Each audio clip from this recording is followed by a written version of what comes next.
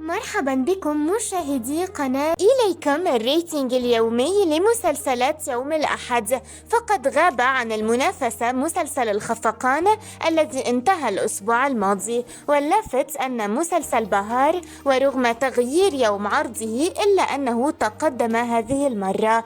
أما مسلسلي المنظمة والمحتالون فمستواهما كان معاكس هذا الأسبوع.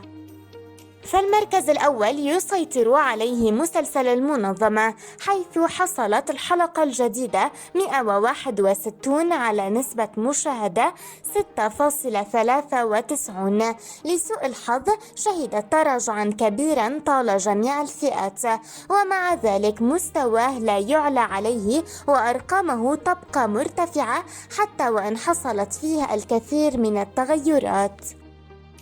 بينما المركز الثاني فمن نصيب مسلسل المحتالون الذي وصل إلى الحلقة 10 والتي سجلت فيها نسبة المشاهدة 4.47.